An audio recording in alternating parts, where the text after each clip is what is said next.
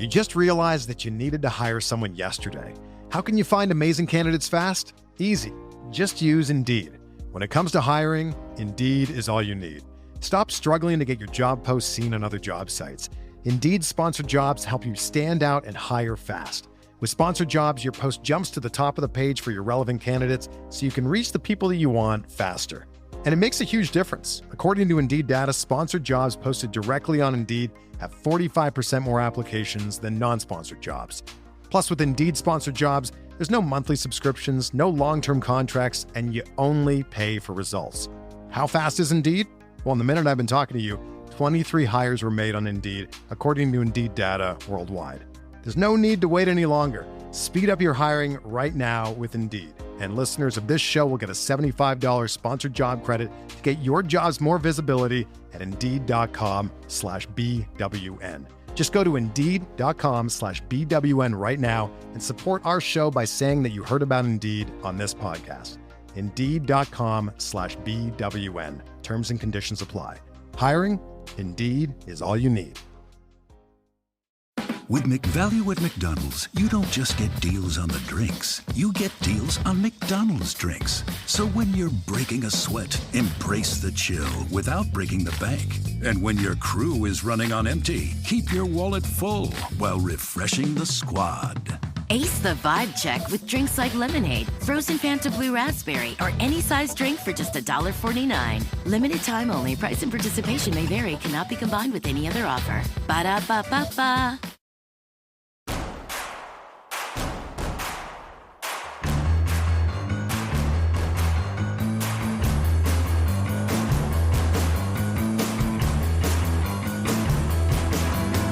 From your favorite source for Chicago White Sox talk, delivering news, interviews, analysis, and more. This is the Sox Machine Podcast with your hosts, Jim Margulis, James Fegan, and Josh Nelson. Thanks, Rob, and welcome to a new episode of the Sox Machine Podcast. I'm your host, Josh Nelson, and it's Thursday night, May 29th, as we record this episode. The Chicago White Sox are on their way to Baltimore after losing 2 of 3 to the New York Mets. Even though it's another series loss, the White Sox played the Mets tough. They couldn't hold a 1-run lead late on Monday. You could make the case the White Sox could have won this series. We'll recap what went down in Queens as the transformation of Miguel Vargas is now capturing nationwide attention. Who is this version of Adrian Houser, and how do the White Sox steal him from everyone else? And of course, the bullpen.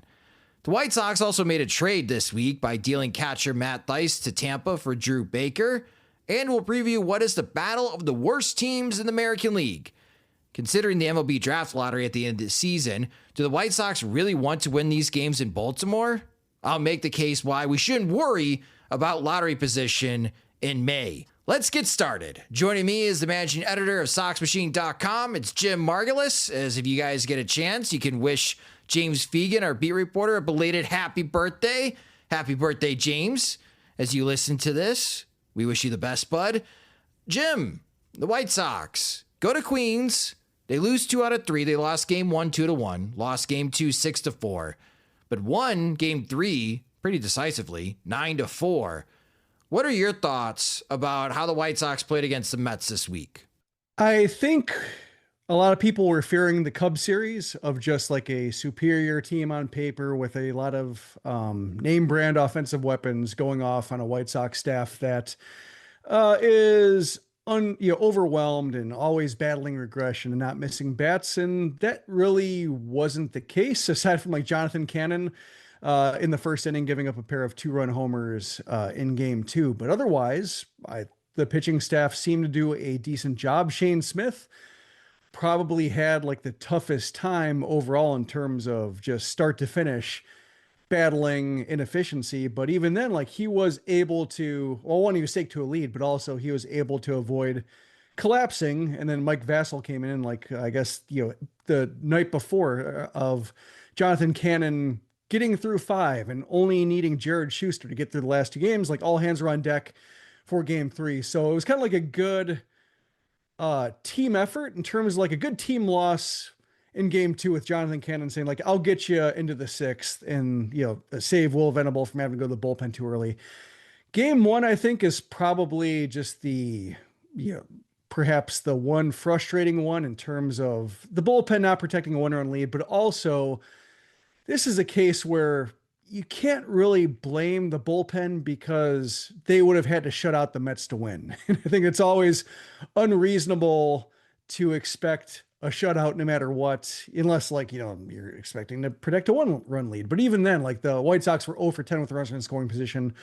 Seemed like game three Wednesday was regression for game one. Like it all washes out the same, but they could have used just one of those hits in game one. All of a sudden it's a different outcome. So all in all, I think it's like a fairly competent series. Probably would be a little bit easier to take had they just not blown a 1-run lead or had a 1-run loss because they blew a lead against the Rangers to close out that series. But you can see a lineup taking shape.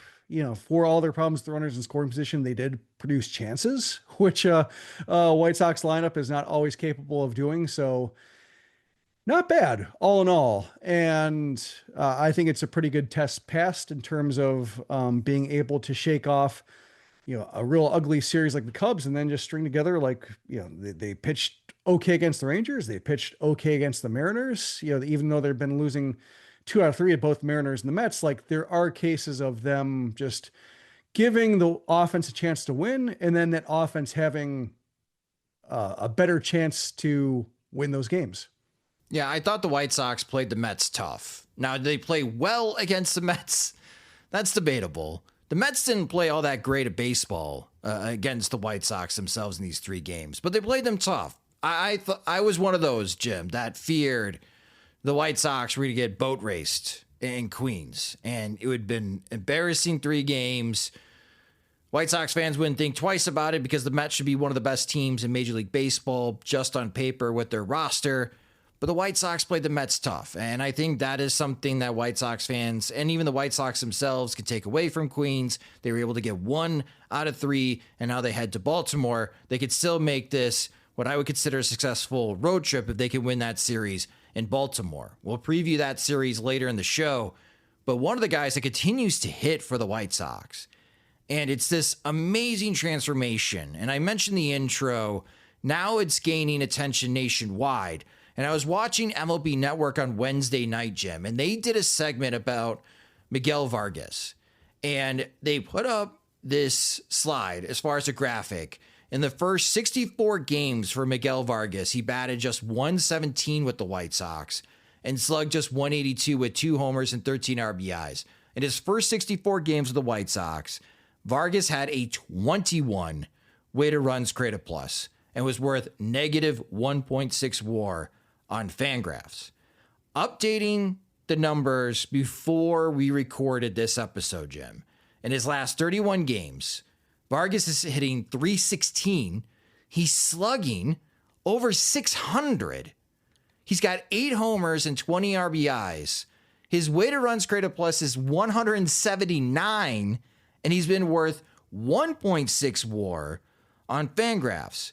So in 31 games, Vargas has hit well enough, Jim, and defensively has been doing well enough to climb out of this hole that he dug for himself in his first 64 games with the White Sox, where now he's back to 0 WAR. From what we have seen in the last 31 games, 1, are you sold on Vargas, Jim? And 2, should White Sox fans consider Vargas part of a new core during this rebuild? I think I'm sold on Vargas in terms of him being a contributor. Like, I don't know if what he's been doing is the new norm or if it's just a matter of some regression was necessary, because even in the first few weeks of this season, some of the contact was good and he wasn't rewarded for it. Some of it was weather based. Some of it was just not having like the oomph behind a swing, but there, he should have been hitting as poorly as he's hitting. So, you'd expect him to hit 300 at some point just to be able to make up for the 1 something he was hitting early on. And so when you look at his numbers overall, like 245, 444 slugging, 118 OPS plus, like that's kind of if you told me before the season that's where he would end up, that's where he would settle as a White Sox, I'd say great. Like White Sox could use players like that, especially with defense that's acceptable or better at third base. So I'm fine like cashing in that chip now. Like it's a case of like selling stock. Like, yeah, I'll take the gains and be handsomely rewarded for it versus like, do you keep riding with the stock and say like by the end of the year he'll be hitting 280 because he's just going to keep doing what he's doing? That I'm not quite sure about because yeah, there needs to be adjustments to what he's doing. The thing that gives me hope is that he's always had good plate discipline. We saw even last year when he just could not put any just sock into the ball at all, when it was just not traveling far, not traveling fast off his bat, just didn't have the muscle. You could look at his numbers and say like, well, he's swinging all the right pitches. Like he's hitting it at the right launch angle, or he's getting the barrel to like the ball is just not traveling. But that's why I think everybody was scratching their head saying like, well, what's going on here? And, they really emphasize strength training after the season, but that to me would be like a booing effect to where like, they just can't say, oh, we're just going to give you sliders and you're going to chase them all. Cause he hasn't been doing that. So Yeah. that's why I think I'm buying him as a contributor. I have no idea where his number is going to end up overall. Like in terms of, if, we're looking at a 118 OPS now, OPS plus now. It seemed like he had a 118 OPS last year. But if I were to say that gets up to like 125, I could buy that, by the end of the year. More than that, maybe more faith than I'm willing to give a White Sox acquisition, but I can't like put my finger on one thing that would make me say like, oh, he's a pumpkin. He's gonna fall apart in 4 weeks, and the dreams of him making an all-star team were silly. Like I don't think that's gonna happen. Just a matter of how much his natural talent allows him to be like star level versus a very good player. Yeah, I think since he's made this hand adjustment in Minneapolis, he's cut down his strikeout rate below 15%, Jim. And for the season, his strikeout rate is only 17.7%, and his walk rate is 9%. I was one of those that didn't understand why the White Sox were making Miguel Vargas a priority in spring training, because he looked so bad, and he was out of options.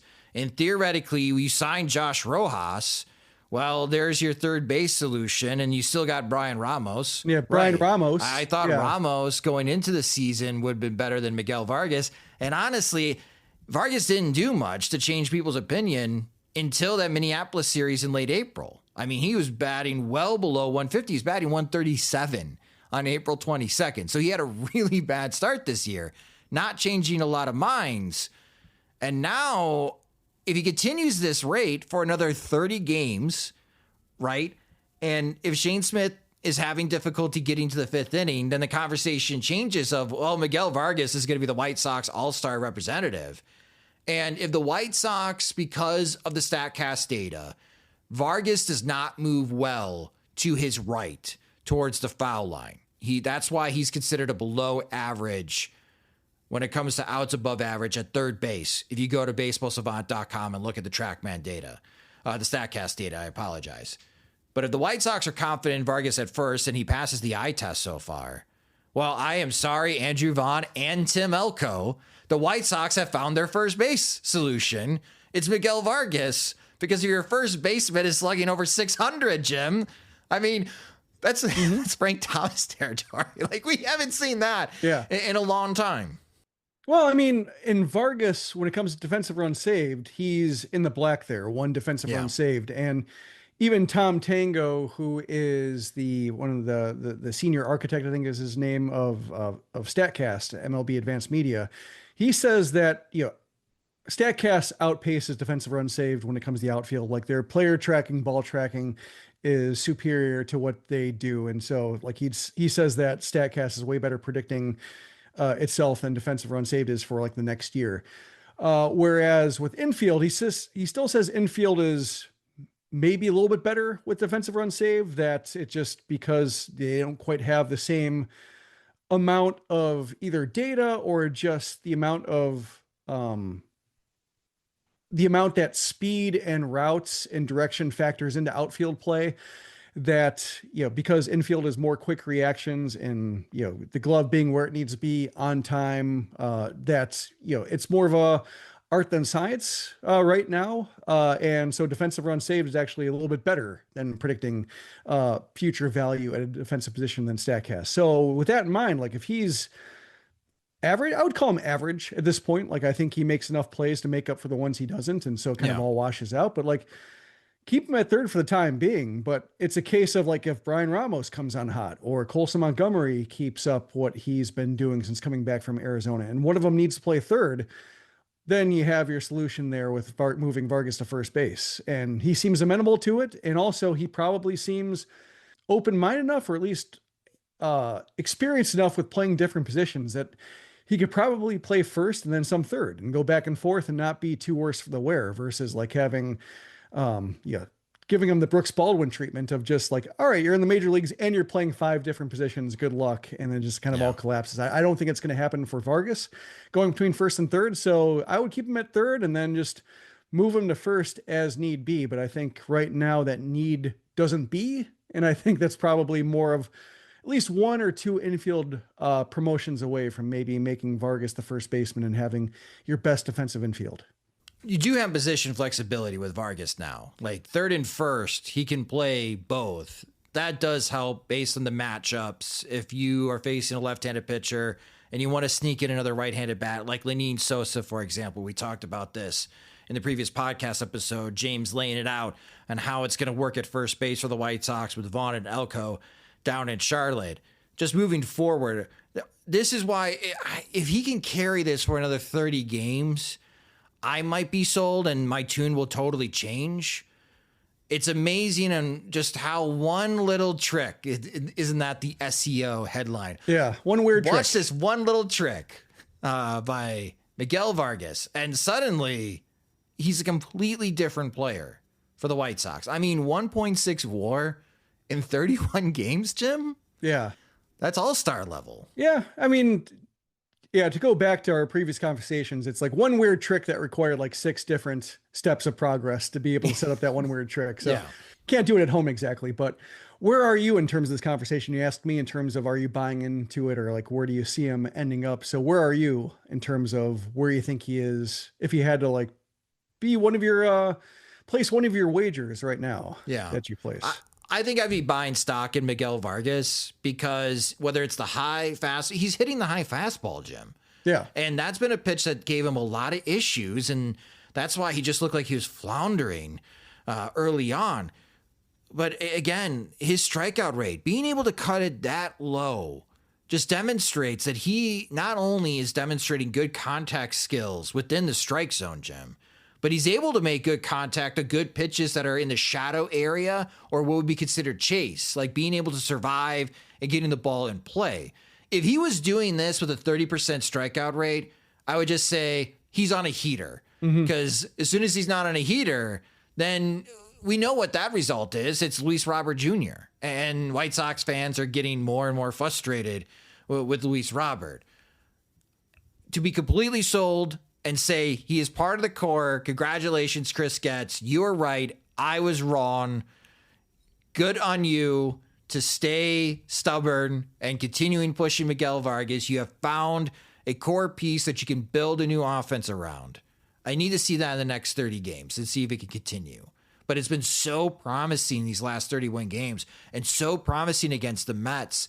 You can't see this like on paper and the metrics, but watching him, Jim, he just seems way more confident now. And it's just not at the plate, but it is defense and even base running as well, being able to score from first base. We're seeing a completely different Miguel Vargas than the one the White Sox traded for last year.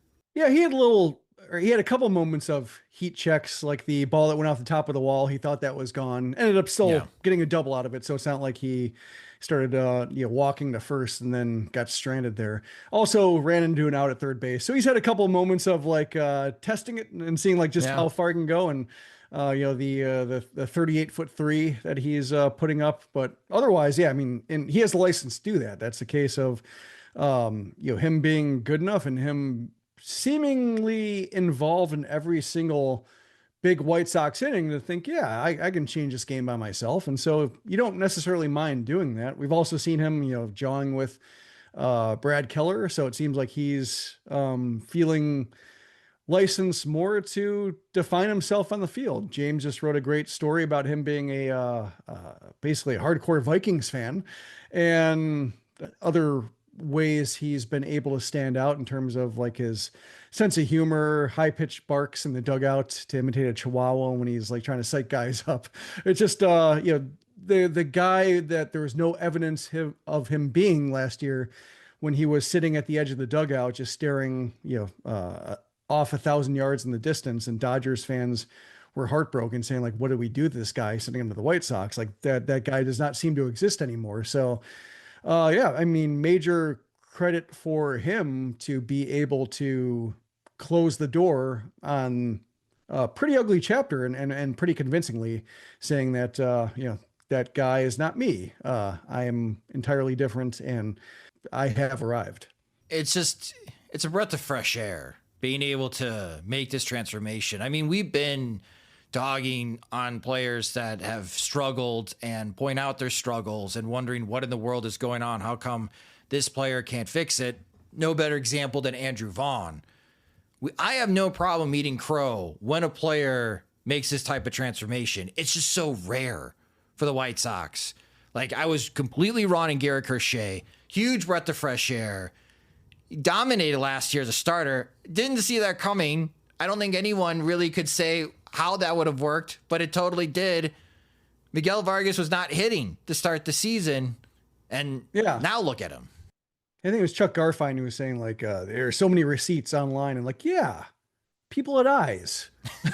People could look at him in the field. They could look at him, the White Sox casting him in left field for a little bit and saying like, God, that didn't work. And then, his play at third base wasn't what it is this year. And he hadn't hit with the Dodgers really. Not in the majors. A few major league auditions. Yeah, in the majors. Yeah. So, I mean, like, there was evidence to think like, oh, this is all falling apart. This is a prospect the White Sox have seen before. And Vargas did nothing to back that up. Aside from like the swing decisions being okay, but everything else was lacking. And so like, who was supposed to say Vargas is going to be a good one? Like, people were, the most he could get anybody to say was, I really believed in him as a prospect, and maybe the trade did something terrible to him. But like they were only speaking of like what he or his selling points in the past tense in terms of what he had been.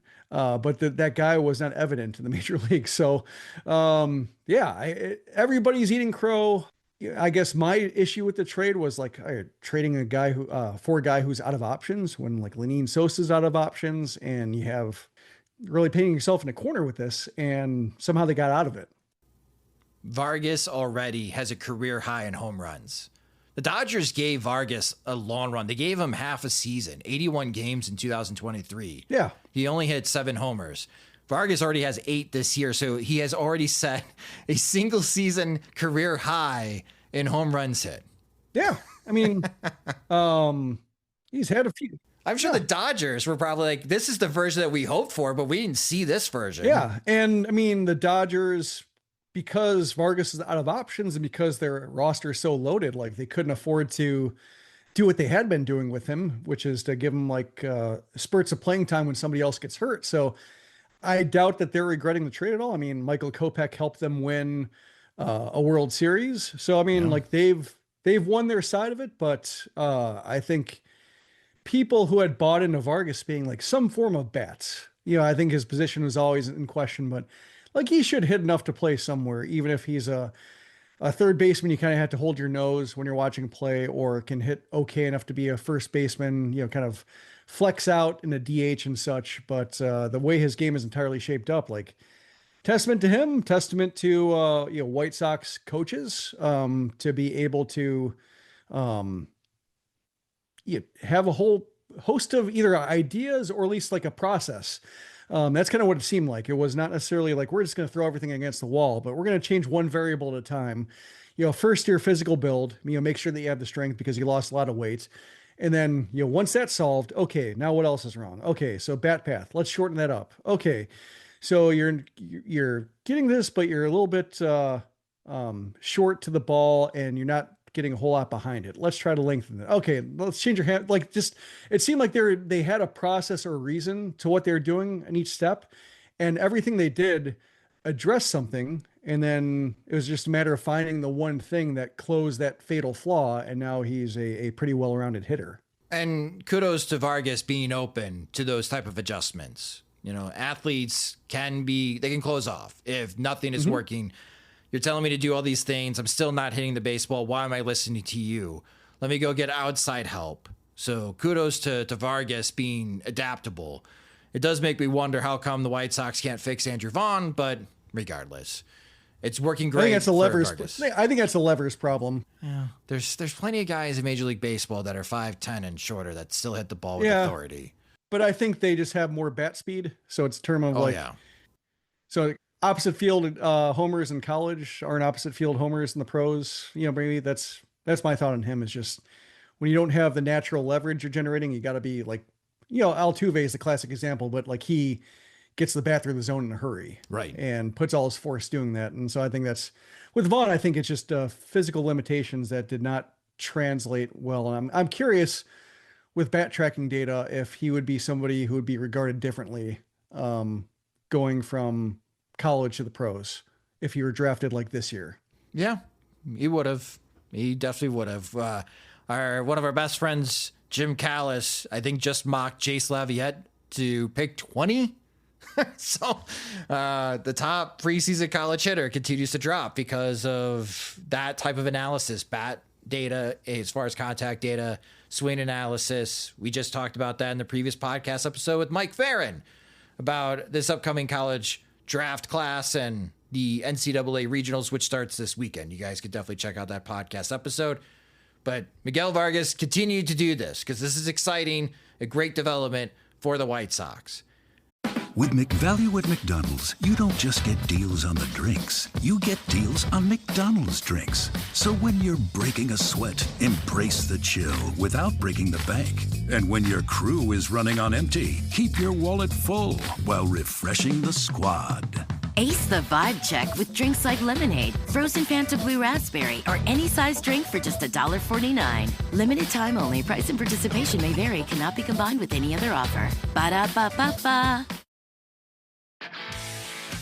If you're a lineman in charge of keeping the lights on, Grainger understands that you go to great lengths and sometimes heights to ensure the power is always flowing, which is why you can count on Grainger for professional-grade products and next-day delivery, so you have everything you need to get the job done.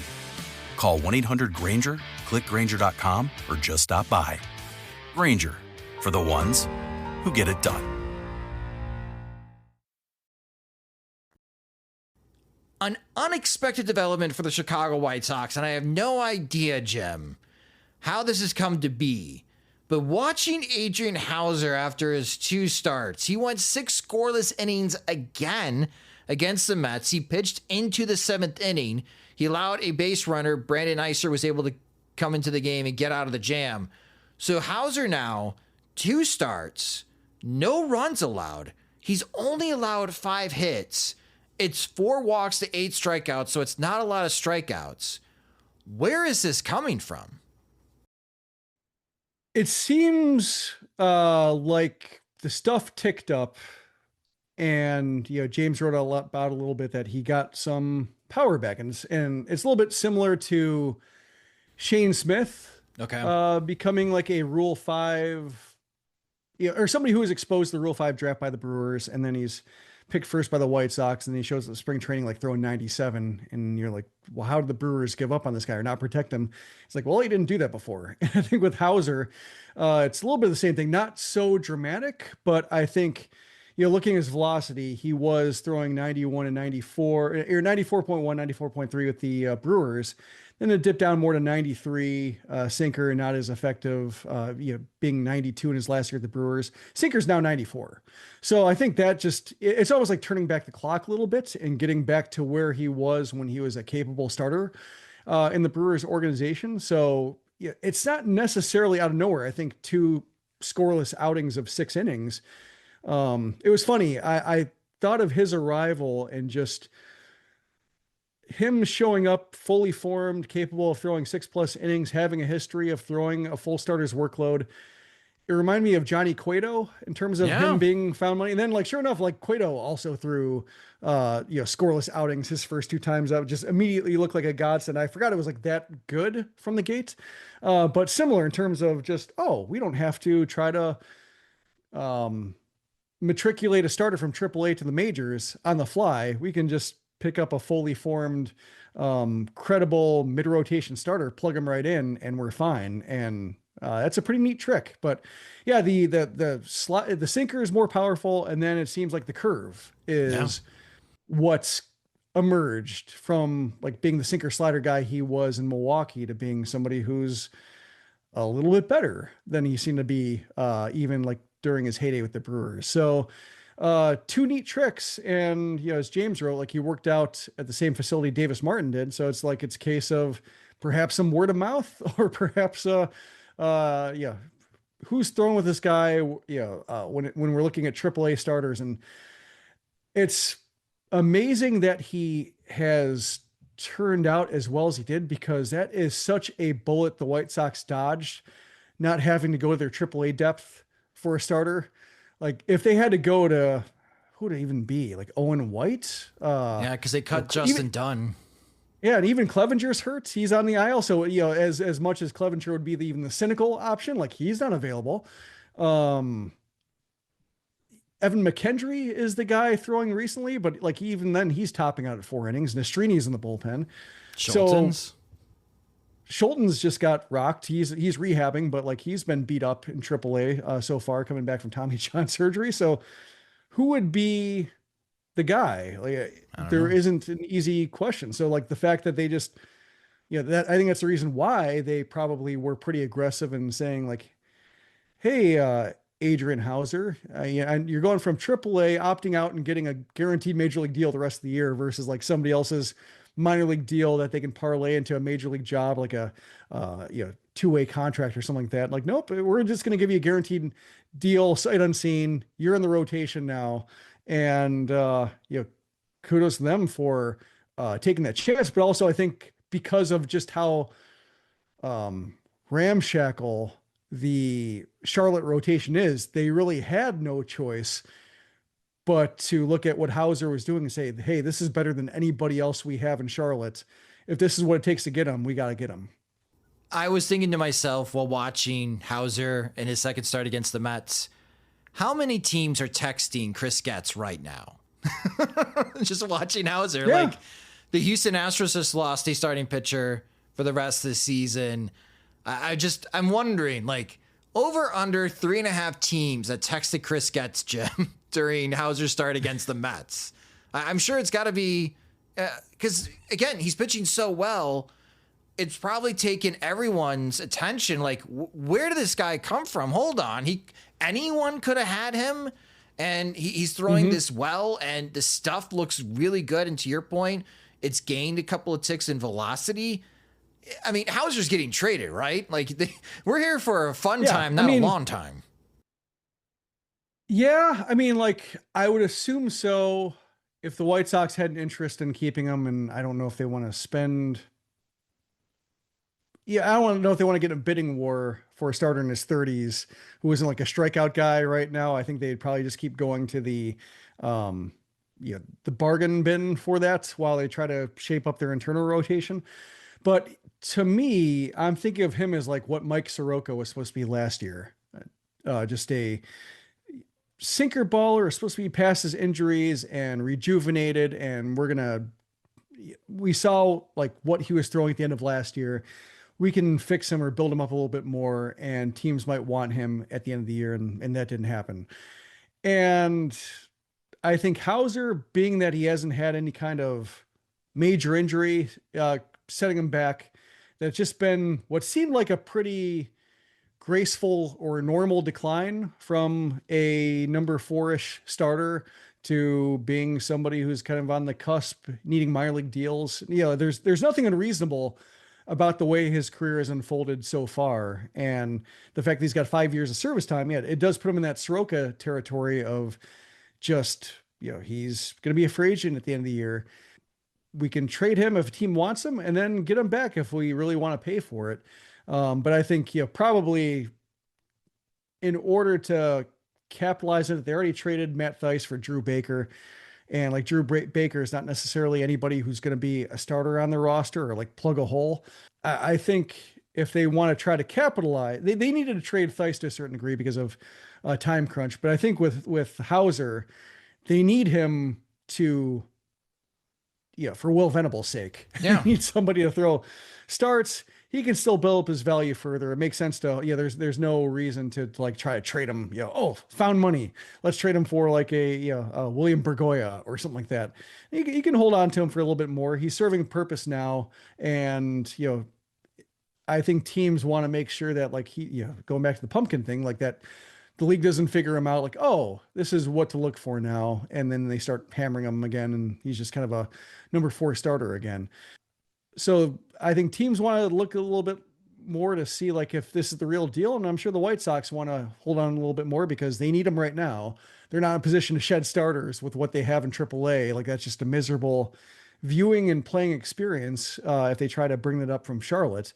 And if it continues to progress, or even if it's just like he is number 3 starter, number 4 starter, still has value when the deadline comes around. Oh, absolutely. Again, I think it's more teams texting Chris Getz, where the hell did this guy come from?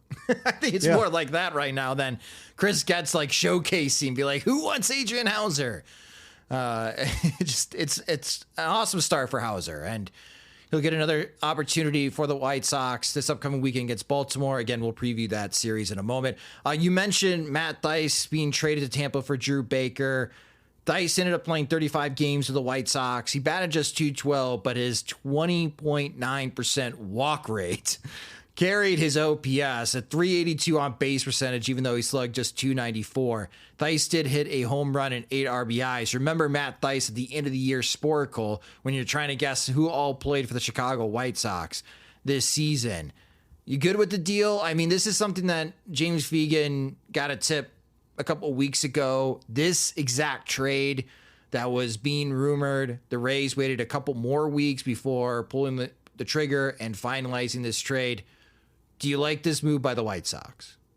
Well, I think it's a matter of like they had to wait for Corey Lee to get healthy to make sure that they weren't going to have Kyle Teal and Edgar Caro in the same catching rotation. And because I think right now they're both being individually served by being on different levels.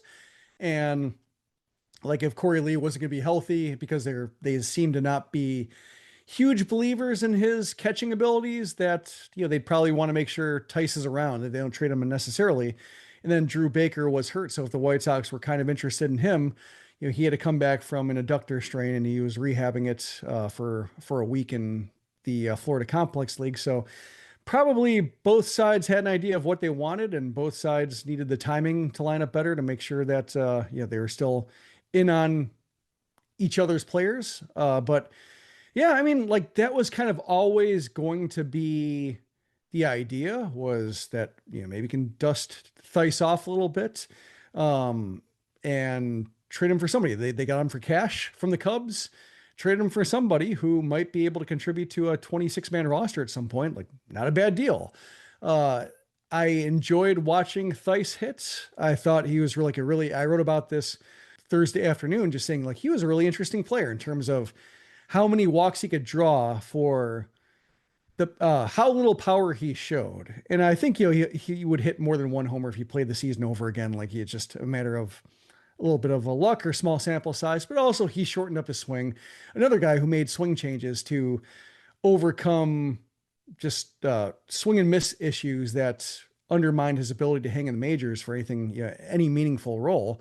So he had a change in mind. He had overlapped with a couple White Sox coaches. So good fit for him. Imagine the White Sox had like an idea of what his game was and either what it could be or his willingness to make changes. Whether they would work is a whole different matter, but just knowing like, oh, he's a guy who works. He's a guy who is open to making some changes because we've seen him at various stages. And yeah, it was a nice little trick of just a month and a half of Matt Theis turns into a Drew Baker. Perhaps if Theis continued to show this, maybe he can get a little bit more. But given Corey Lee coming back, given that Theis's time is already limited, like he's going to be traded by July no matter what, because Kyle Teel looks like he's on a mission in Charlotte. You have Edgar Caro, like Matt Theis was going to be like 4 months at best. Like you're hoping for him to get traded because of just that would mean Kyle Teel and Edgar Caro are ready to roll, and you like what they're showing, and that's the case. Like everybody's looking good. Theis is looking good. Caro's looking good enough. Teal's looking great at Charlotte. Even Corey Lee, I think, is overachieving and making himself. He's trying to make the White Sox like him, and I think he's doing what he can, and I think the White Sox respect that to a certain degree, even if they always seem to regard his game calling or framing like a little bit of a backhanded swipe. But I think it's whether Baker turns into anything is not a long shot, but I would say maybe give him a 40% chance of like being on a good White Sox team or 30% chance of being on a good White Sox team. I think it's still fine for the odds of Theis being as good as he was, and the odds of the White Sox batting 1,000 with the catchers, and that because every catcher looks good, somebody has to go, and Theis is the one who can return value at this point. Dear McDonald's, your breakfast menu, fire. 10s across the board. I could be happy with anything, even though I ordered the same thing every time. Thanks for not judging me. I'll try something new next time. Maybe. Score a 2 for $5 deal on a sausage McMuffin with egg and more. Limited time only. Price and participation may vary. Cannot be combined with any other offer. Single item at regular price. Ba-da-ba-ba-ba. If you're a lineman in charge of keeping the lights on, Grainger understands that you go to great lengths and sometimes heights to ensure the power is always flowing, which is why you can count on Grainger for professional-grade products and next-day delivery, so you have everything you need to get the job done. Call 1-800-GRAINGER, click Grainger.com, or just stop by. Grainger, for the ones who get it done. Well, let's move over to the White Sox bullpen. This is a bullpen by numbers type of conversation. The White Sox could not hold a one-run lead. There was no margin error for that game. To Jim's point early on in the show, the White Sox would have to shut out the Mets, and that's really hard. However, Cam Boozer and Steven Wilson are veterans, and they really need to own these high leverage opportunities with the White Sox, because again, if they pitch better, they could be moved at the deadline to teams looking to add bullpen depth. They have an opportunity to prove themselves worthy of playing for a team that's trying to make the postseason rather than the White Sox, who are currently still in the bottom of the American League. And like Wilson this month of May has more walks and strikeouts. If you look at his season numbers, he's got a 2.20 ERA, and people will say that's really good. Jim, his FIP is 5.27. That's a gigantic difference. Boozer only has a 67% left on base rate, which is not great for a reliever. Only Jared Schuster and the injured Miguel Castro have lower left on base rates than Boozer. In May, that drops down to 60%. So I think going into the series against Baltimore in the next couple of weeks, I'm going to be focused on how Cam Boozer and Steven Wilson pitch, Jim, because again, these guys are veterans. They have to own these roles. They have to own these opportunities.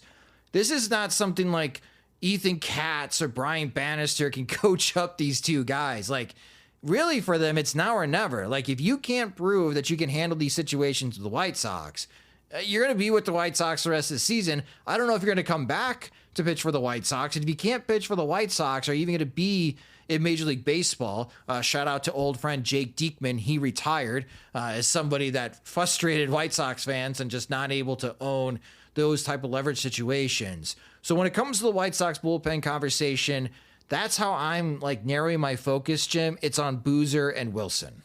Yeah, Boozer's a little bit difficult to assess because he's so old for how little service time he's accrued. Like he looks, and when you watch him pitch, like he feels like somebody who's been around, 33 years old now, just turned 33 earlier this month, and he still like has a year of service time, or like less than a year of service time. Like arbitration is not going to happen. Like there's no reason for the White Sox to lock him up to, buy out his age 38 year. Like that's kind of what you're talking about when it comes to like the timetable he's on. It was so severely delayed because of his like long story that he has all the, markings, I guess, when you're watching him of somebody who should be traded, but he's also a case of like, well, he could hang around for a bit. Like if he's still a project in terms of learning how to get major league hitters out, learning how to harness his stuff in different situations, you can, as much as you'd like to see him be like an instant fix because the White Sox did trade for him and because they need so much bullpen help, and he does have the stuff to have some really easy innings, that it should be easier for him. But, service time, it's still like a case of he's basically still a rookie. Like he exceeded his limits, but basically he's still working on his first full season. He's pitched between Boston and Chicago. He's now pitched 67 games, 62 innings. So that's basically a full season of major league experience. So when you look at it that way, you could say that he's still learning. Steven Wilson, though, he's been around. He's lived a life with the White Sox already in terms of, having some big setbacks, trying to change his arsenal, then having to reset it and getting hurt and walking guys, and just now it's a little bit of a home run problem a little bit, but just it's because he's been so varied in the way he's disappointed since coming over in that whole San Diego trade. Looks like everybody was kind of damaged goods or not themselves when they came over. That it seems like a matter of, because he's ARB eligible, because the White Sox already outrighted him once, and so they can't do it again or else becomes a free agent. His status is a lot more tenuous. So when it comes to the White Sox offering him ARB again, when it comes to the White Sox wanting him off the 40-man roster again, should things take a turn, then that's, I think, where, his status is a lot dicier than Boozer's, which is a pretty straightforward, he's still figuring it out. And seeing the walks flare up on Wilson when I thought like, he's not walking anymore. He's kind of learned, he's dialed in the sweeper. It's looking pretty good. And then the walks become an issue, and he had a home run problem earlier. He's got a walking problem now. So it always feels like a little bit of whack-a-mole in terms of just feeling like he's finally righted the ship.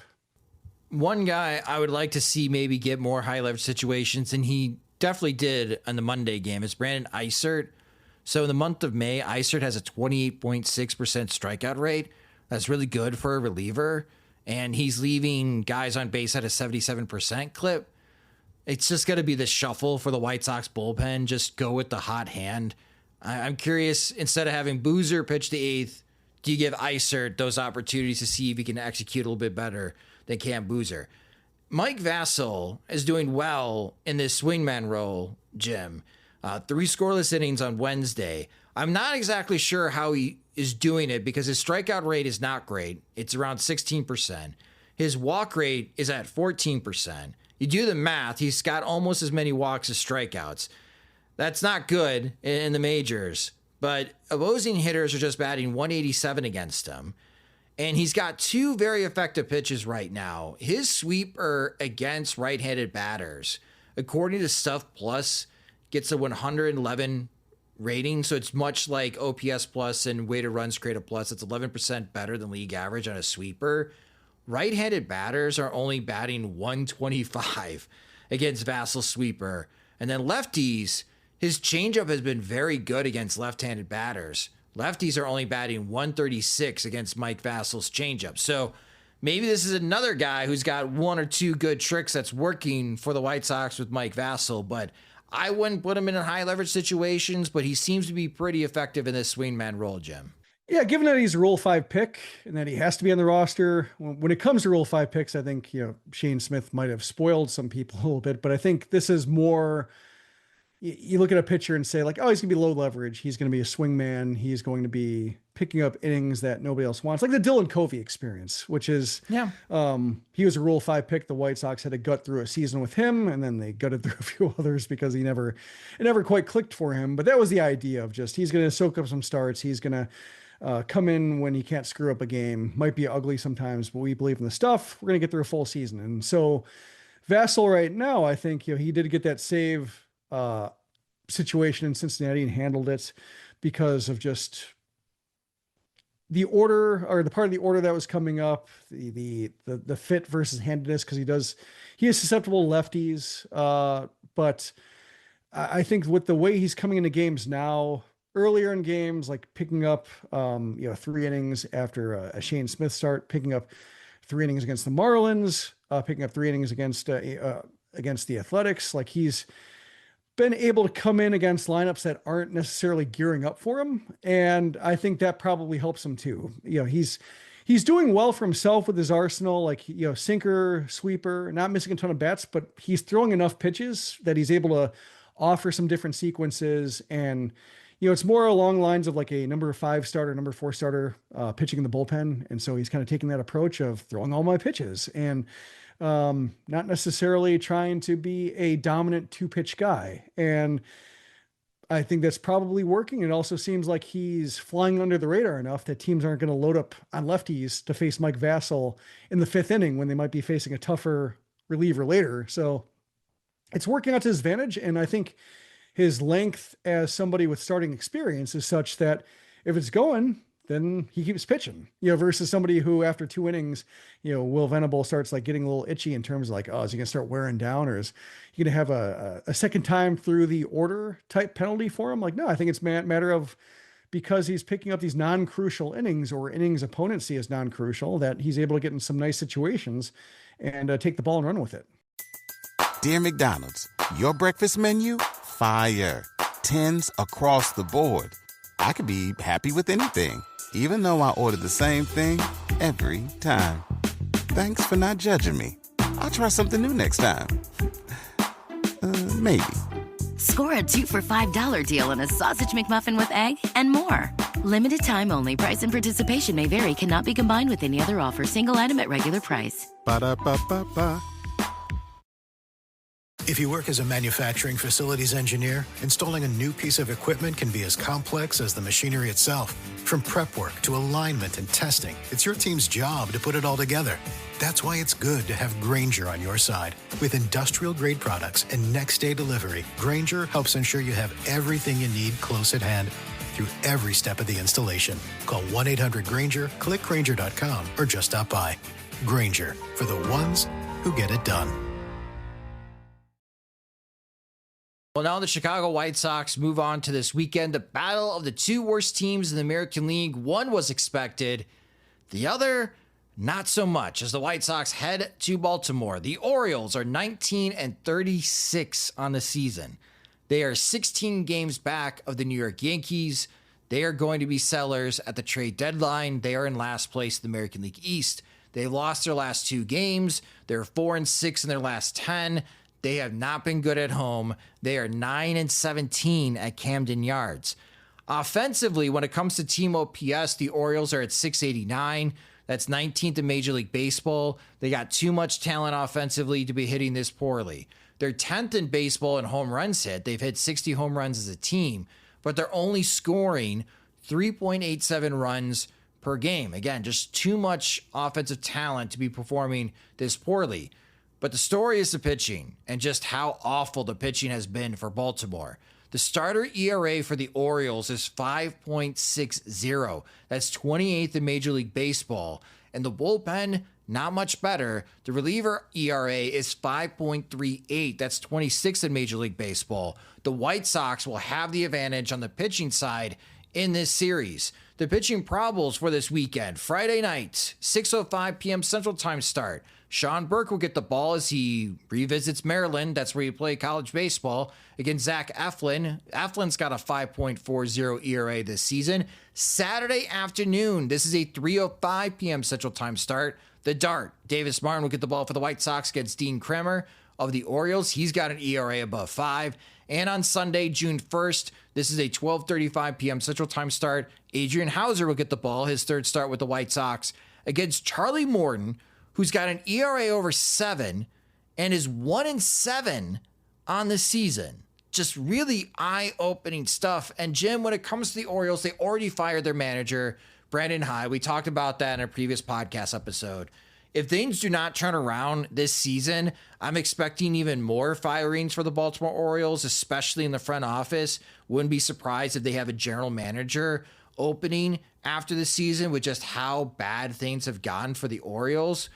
But I already know this is going to be brought up because this is what happens in Chicago, especially with draft lotteries, with hockey and basketball. The Bulls missed out on a chance of getting the number 1 pick because what? They beat the Mavericks late at the season, and now they're going to be drafting in the teens. I already know that White Sox fans come to winter meetings in Orlando, that they're going to be saying, oh, the White Sox, they should have not won that series in Baltimore. They would have got a better chance to have the number 1 pick.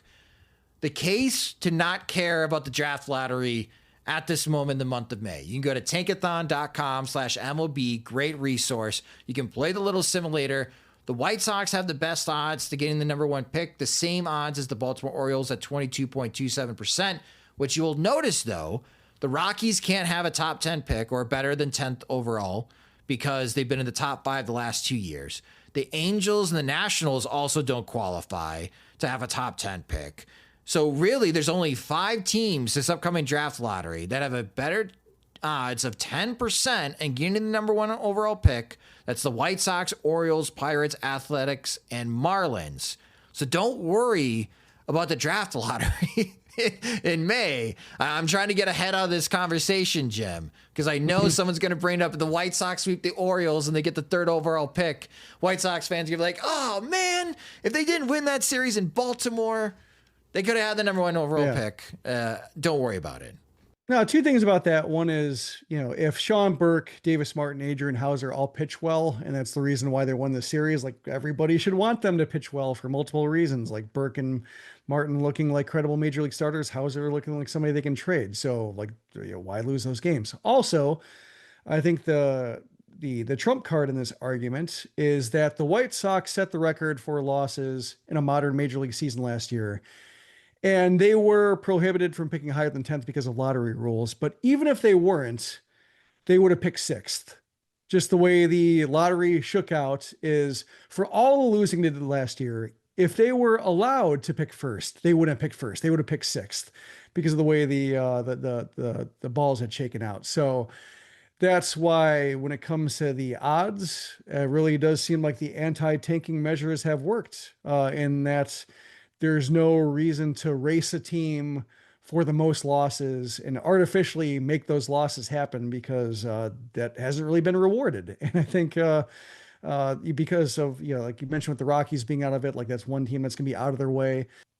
They have enough going wrong for them, especially if they sell once again at the trade deadline to where like they're not going to be winning 70 games this year to screw things up. So they should be in decent shape to have the odds they need to at least give themselves a reasonable shot. And if it doesn't work out, it's because that's just the way the Major League Baseball draft is engineered to not reward that. And it certainly would have worked last year.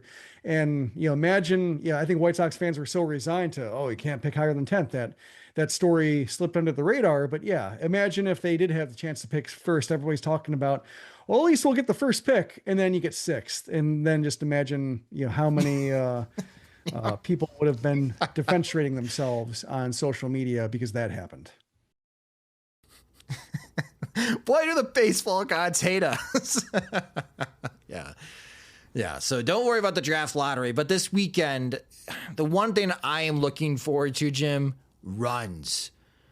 I feel a good goal, even though this hurts me in the steak dinner bet. At least 15 runs scored in these 3 games combined. More than that. Average more than 5 runs per game. Baltimore is so bad on the run prevention side. If the White Sox stumble and they struggle to score runs against the Orioles, I'm not going to feel great when we have to record a new podcast episode on Sunday night. So they should be able to score. Does that help your steak dinner bet, though? It does help me in the steak dinner bet, but this is the weekend with Baltimore. I want this White Sox team to take advantage of a team that's doing an awful job at run prevention like Baltimore. It's different because the Mets, the fact that White Sox scored 14 runs in 3 games against the Mets, who have one of the best starting rotations in all of Major League Baseball. And sure, 9 of those came off of Griffin Canning in that Wednesday game. We knew that was going to be a struggle for the White Sox to score, but yet they were competitive in those 2 games against the Mets that they lost. Here against Baltimore, I'm expecting high-scoring games, but the White Sox really should be able to take advantage of this poor pitching staff. Yeah, the Orioles have allowed the 3rd most runs, and the 2 teams ahead of them or behind them, however you look at it. One is the Rockies, of course, and then the other is the Athletics, who are playing in a very wonky stadium that nobody likes. So, the Orioles are playing in a quote-unquote normal park, even though they've messed with it a little bit in terms of their left field wall, and they look terrible. And, part of me wants to see the White Sox offense, eat one because it's like enjoyable. But also like beyond that, just the, seeing the Orioles being such an obvious trade partner for first Dylan Cease and then Garrett Crochet and never coming close to offering a fair price. Like the Red Sox, they ponied up. Like the Red Sox paid the price for Garrett Crochet. And when you see what the Padres paid for Dylan Cease, it's like, sure, you can beat that, Baltimore? Like even with Heston Kjerstad or something like that being maybe the lead player back, and he's not looking great. But like, seeing a poor process or a poor philosophy when it comes to capitalizing on a good team and addressing a weakness, punished like this is very satisfying. And so to see like the White Sox, because like Garrett Crochet looks great in Boston. Like he's not the reason why they're scuffling. That they're a terrible defensive team. It turns out that now Bregman's hurt, so that's a blow. But like they're god awful defensively, more errors than the White Sox, leading the entire league in errors. But Crochet looks like the guy they traded for, and both teams I think are happy with what they dealt and what they received. And there's nothing stopping the Orioles from doing something like that, and at least putting at least plugging one hole in the rotation. They had a few, like Garrett Crochet would not be able to solve everything wrong with the Orioles rotation, but at least be a point of evidence that the Orioles front office saw how bad it was and anticipated a problem and tried to solve it, versus I think Mike Elias is in trouble just because he did nothing. And everybody was saying like, are you sure you want to be counting on Grayson Rodriguez after 2 IL stints last year? And Kyle Bradish is hurt and Charlie Morton's 41. Like, you sure these are good bets to provide the value you think you're going to need to compete in the AL East? And just did nothing. And David Rubenstein, new owner, did nothing. So I guess, it's a cautionary tale for the White Sox, thinking that Justin Ishbia, whoever is going to solve things. But, it really seemed like Elias was either high in his own supply or just thinking that, we can out hit anything. And, they're not really special offensively this year, and not terrible, but not special offensively. And they really need to be like, Yankees grade offense to overcome the pitching set that they have. Their offense is underachieving. Like, you go on FanGraphs and they've got 4 or 5 guys that are well above league average offensively. You should not be averaging below 4 runs per game when you got Ryan O'Hearn, who's already worth 2 WAR this season. And he's got a weighted runs created plus over like 180. Like, when you're getting that type of production from Ryan O'Hearn, I mean, that should be the cherry on the top. Like, you already have so much talent on the position player side. Like, it's just a perfect storm. The pitching, worst case scenario, the offense not even playing up to their 40th percentile projection, like really underachieving. Well, like Tyler O'Neill was their big addition, and he's been bad. So like on both sides of the ball, they didn't really do anything to invest in supplements. And they're counting on, Ryan O'Hearn nuclear mode, which I think it's still astounding. And I think, that's something with, it reminds me that Ryan Fuller was fired by the Orioles Either fired or not renewed or something like that. Like it's really seemed like you always say parting of ways, but I think it was probably a parting of ways. They got rid of both their hitting coaches. One is now advising the White Sox. Another one is hitting coach for the Twins. And so they pulled that card already. They fired their manager. So they're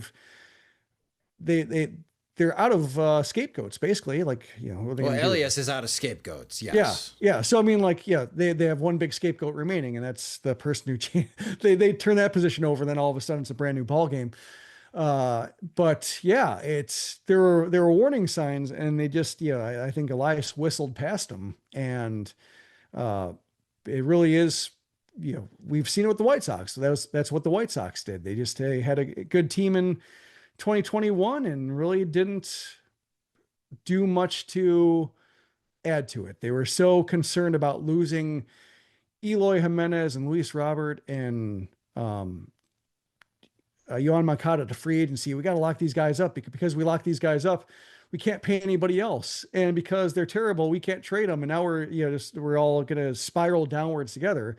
The Orioles have not locked anybody up, but they still acted the same way, in that we cannot move from any of these guys, or we cannot spend because these guys are going to get expensive. And same story. Again, the White Sox were 5-21 in April when we recorded that podcast episode at the beginning of May. They're already 11-15. So I know Sean Anderson of CHGO was trying to will the White Sox to a winning record in May. This has already been so much more palatable to watch the White Sox in the month of May. It'd be a great way to end this month if they win this series in Baltimore. Let's make it happen. Yeah. Win 2 out of 3. They've already won more games in a month than they did it all last year. They topped out at 10 in September. There you go. So they're already ahead of schedule. Ahead of schedule. That's what we like to see and hear. And that will do it for this episode of the Sox Machine Podcast. Thank you guys so much for listening. Again, we'll recap this Baltimore series and all the weekend action. We'll take a look around Major League Baseball in our Sunday episode. Again, if you are going to be interested in watching college baseball, so much baseball this weekend. It's going to start at 11 a.m. and go all the way through midnight, including the Major League games and the minor league games. Baseball overload this weekend. You can check out our previous podcast episode with Mike Farron. And you can subscribe to the Sox Machine Podcast wherever you listen to podcasts, such as Spotify and Apple Music. You can also watch our videos. I'll be trying to get as much video as possible on draft prospects this weekend during regional play. You could watch those highlights on our YouTube channel at youtube.com/Sox Machine. Follow us on social media. We're on all the platforms at Sox Machine. You can follow James Fegan at JR Fegan. You can follow me at SoxMachine_Josh. On Blue Sky, we made it easy. SoxMachine.com, JRFegan.SoxMachine.com, or Josh.SoxMachine.com. If you love our work and you want full access to all of our coverage of the Chicago White Sox, Major League Baseball, and the draft, you can sign up at SoxMachine.com. $5 a month gets you an ad-free version of both the podcast and the website, unlocks the comment section as well. We have additional tiers of support. If you want to hear the trade gossip and the whispers that James Fegan is hearing, you can join our Veterans Committee. We've got some spots open. Again, if you're interested, go to SoxMachine.com and sign up today. The Sox Machine Podcast is a production of SoxMachine.com. You're on for all things Chicago White Sox baseball and part of the Blue Wire Podcast Network. Alongside Jim Margulis, I'm Josh Nelson. Thanks for listening and watching.